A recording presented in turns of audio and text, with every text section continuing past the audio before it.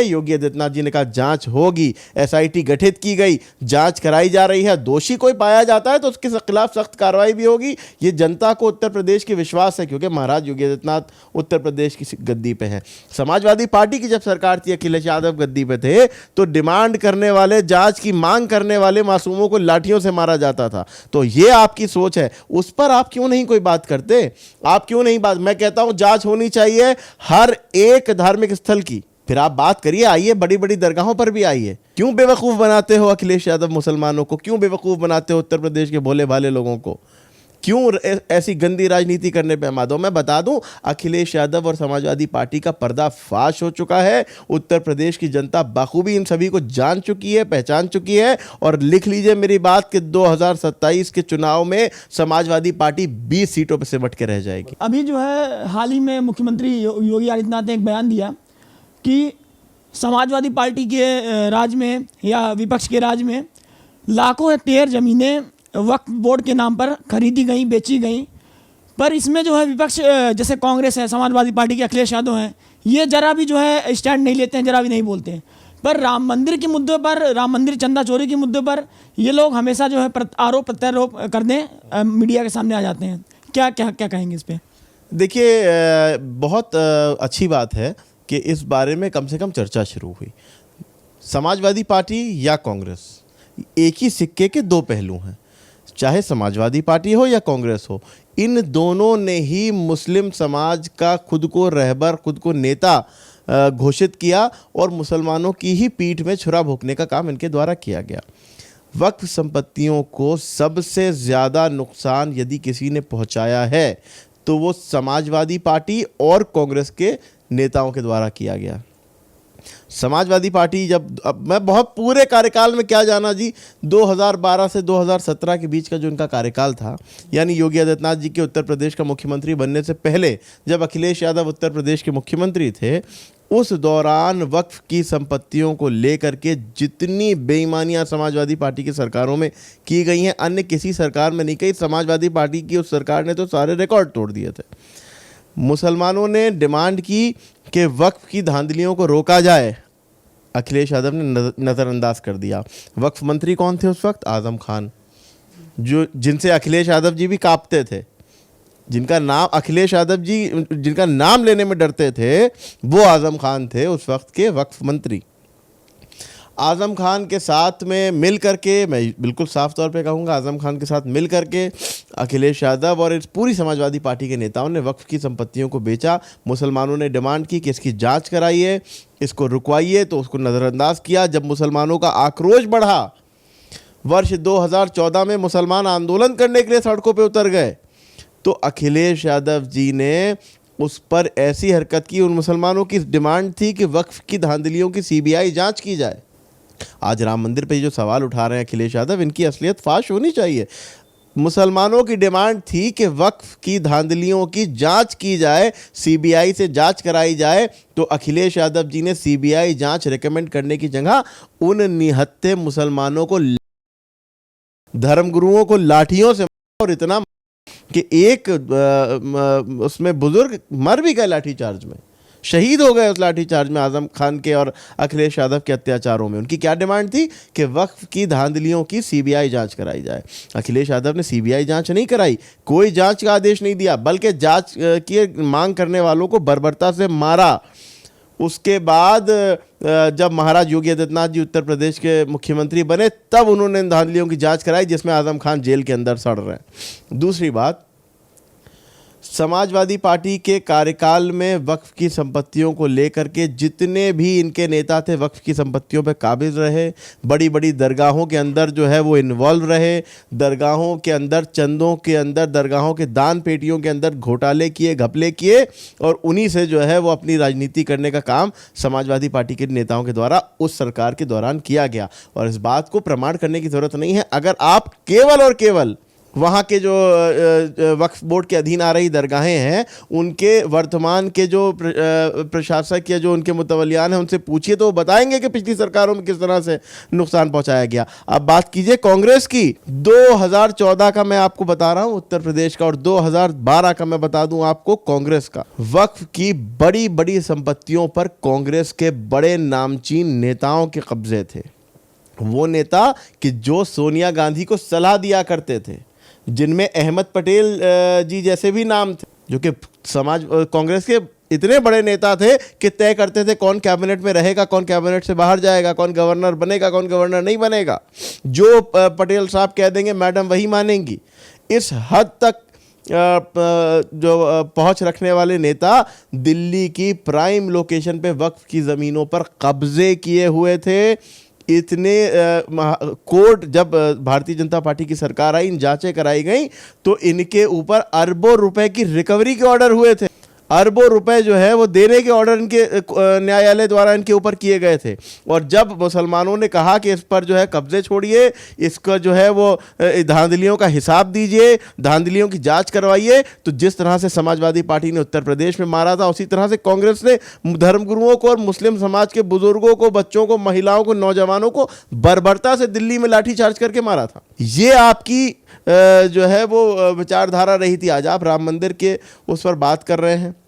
अच्छा, राम मंदिर के लिए सवाल कौन उठा रहे हैं? वो अखिलेश यादव, कि जो वो समाजवादी पार्टी, वो राहुल गांधी, वो कांग्रेस, कि जो शुरू से आखिर तक राम मंदिर निर्माण के विरोध में खड़ी रही, जो शुरू से आखिर तक जो है वो कल तक जिनके लिए श्री राम काल्पनिक थे, कोर्ट में एफिडेविट देते थे कि श्री राम तो काल्पनिक हैं, मंदिर जो है वो कैसे बनेगा, मंदिर नहीं बनना चाहिए है। आज उनको जो है इस बात की पीड़ा हो रही है। लेकिन उत्तर प्रदेश की गद्दी पर एक ईमानदार मुख्यमंत्री विराजमान है।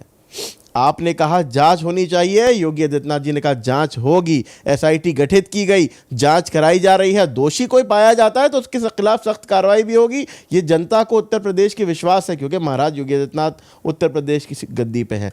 समाजवादी पार्टी की जब सरकार थी, अखिलेश यादव गद्दी पे थे, तो डिमांड करने वाले, जांच की मांग करने वाले मासूमों को लाठियों से मारा जाता था। तो ये आपकी सोच है, उस पर आप क्यों नहीं कोई बात करते?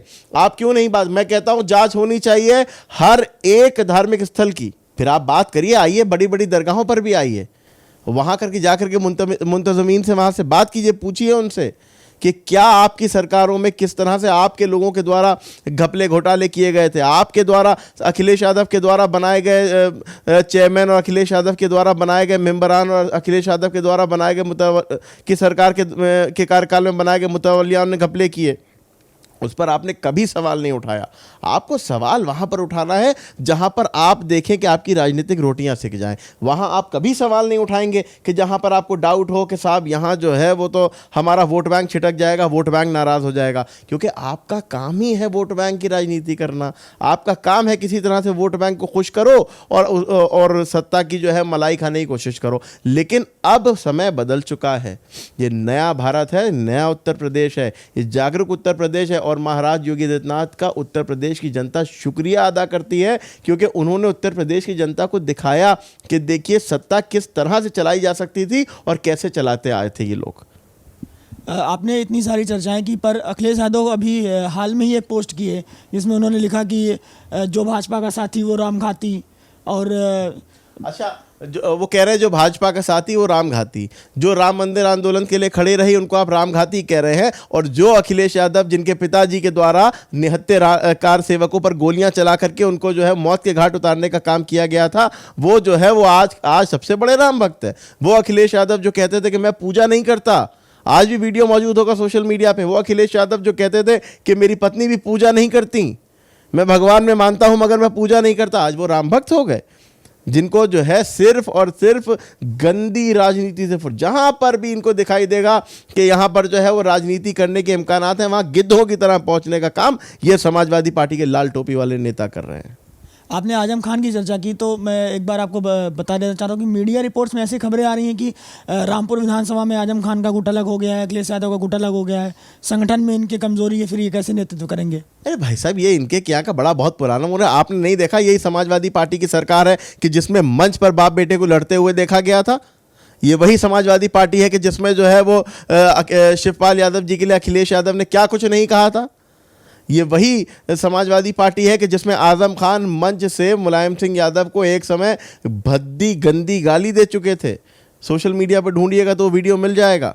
ये वो समाजवादी पार्टी है। तो इनका कोई कॉल फेल थोड़ी ना है। इनके दिमागों में सिर्फ और सिर्फ वोट बैंक की राजनीति है, वोट बैंक के तुष्टीकरण की बात है। लेकिन मैं बताना चाहता हूँ, ये जिसे अपना वोट बैंक कहते हैं, यानी कि उत्तर प्रदेश के मासूम मुसलमानों को, जिन्हें ये अपनी बपौती समझते हैं, सबसे ज़्यादा धोखा देने का काम अगर उनको किसी ने किया है तो समाजवादी पार्टी और कांग्रेस की सरकारों ने किया है, जिन्हीं मुसलमानों के वोट का इस्तेमाल करके सत्ता की malaइयाँ खाई, लेकिन मुसलमानों के लिए 1 इंच भी काम नहीं किया। जब से राम मंदिर चंदा चोरी वाला विवाद बढ़ा है, तब से अखिलेश यादव लगातार ट्वीट कर रहे हैं, लगातार पोस्ट कर रहे हैं, कह रहे हैं कि अयोध्या का विकास हम करेंगे। फिर आज भी जो है, कल भी उन्होंने एक पोस्ट किया कि भाजपा की धर्म और धन की राजनीति खत्म हो गई है। अयोध्या का विकास वो करेंगे कि जो अपनी सत्ता के में रहते हुए, अपने कार्यकाल में मुख्यमंत्री रहते हुए अयोध्या में एक दीपक तक न जला सके। जो अयोध्या में जाके, जिनकी इतनी हिम्मत, इतनी हैसियत नहीं हुई कि वो जाएं और जाकर के अयोध्या में दीपावली में एक दिया तक जला दें, वो अयोध्या का विकास करने की बात करेंगे। क्यों बेवकूफ़ बनाते हो अखिलेश यादव मुसलमानों को? क्यों बेवकूफ़ बनाते हो उत्तर प्रदेश के भोले भाले लोगों को? क्यों ऐसी गंदी राजनीति करने पे मत दो? मैं बता दूं, अखिलेश यादव और समाजवादी पार्टी का पर्दाफाश हो चुका है। उत्तर प्रदेश की जनता बाखूबी इन सभी को जान चुकी है, पहचान चुकी है। और लिख लीजिए मेरी बात कि 2027 के चुनाव में समाजवादी पार्टी 20 सीटों पर सिमट के रह जाएगी। अखिलेश यादव जो आज तक कभी राम मंदिर नहीं गए, वो अखिलेश यादव जो राम मंदिर निर्माण में कोई रोड़ा बनने का मौका जिन्हें ना छोड़ा, वो अखिलेश यादव की जो सुबह से शाम तक राम मंदिर पे कमेंट करते रहे, वो अखिलेश यादव जो हर तरह से जो है वो बहुसंख्यकों की आस्था को चोट पहुंचाते रहे, वो अखिलेश यादव कि जब भारत माता को डाइन कहा जाता था तो खामोश बैठे रहे, वो आज बात कर रहे हैं अयोध्या के विकास की। उनको चिंता हो रही है अयोध्या की और राम मंदिर की। क्यों ढोंग करते हो अखिलेश जी? किसको बेवकूफ़ बनाने की कोशिश कर रहे हो? बहुत बन चुकी बेवकूफ़ ये जनता, अब नहीं बनने की आपसे। अब ये जनता समाजवादी पार्टी या कांग्रेस के भ्रम में, बहकावों में और झूठों में आने वाली नहीं है। अखिलेश यादव ने फिर एक और पोस्ट किया जिसमें जो है उन्होंने भाजपा के ऊपर आरोप लगाया है कि ये 35 करोड़ पेड़ लगाने के बहाने 350 करोड़ रुपए का गमन करना चाहते हैं। धर्म और धन की राजनीति इनकी खत्म हो चुकी है। अखिलेश यादव जी इस तरह के कमेंट करने से पहले मुझे लगता है एक बार अपने गिरेबान में झांक के देख लेना चाहिए। अखिलेश यादव की सरकारों में किस तरह से घपले, किस तरह से घोटाले होते आए। खैर अच्छा, उनकी भी मजबूरी है, वो सोचते हैं कि जैसे हालात उनकी सरकार में रहे थे, भाजपा की भी सरकार में रहे होंगे।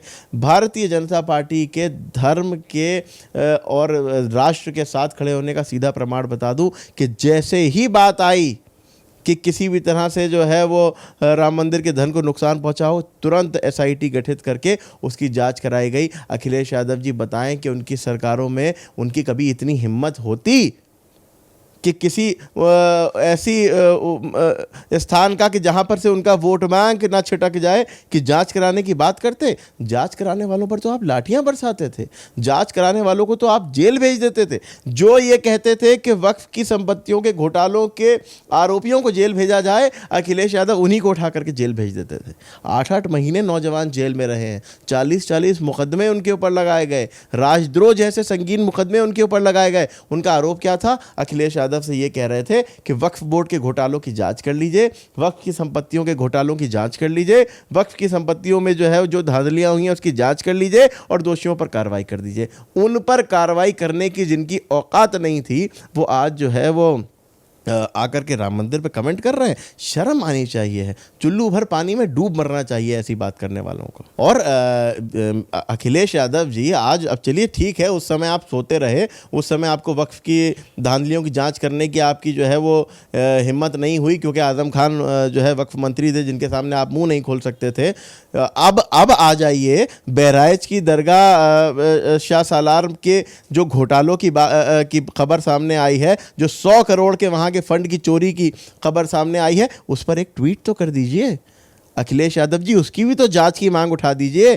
कि वहाँ की मांग आप नहीं उठाएंगे क्योंकि आपका वोट बैंक छिटक जाएगा, आपको फर्क नहीं पड़ता किसी भी धार्मिक स्थल पे क्या नुकसान हो रहा है। आपको सिर्फ और सिर्फ ये देखना है कि आपको कहाँ से फ़ायदा है, कहाँ से नुकसान है। आप अपने नुकसान और अपने फ़ायदे की राजनीति करते हैं, लेकिन मैं बता दूं ये नया भारत है, नया उत्तर प्रदेश है, और आप जैसे तथाकथित नकली झूठे सेक्युलरों के झांसे में बहुत आ चुका। अब इतना जान गया है आपको कि अब कम से कम 2047 तक तो आप यहाँ नहीं आने के।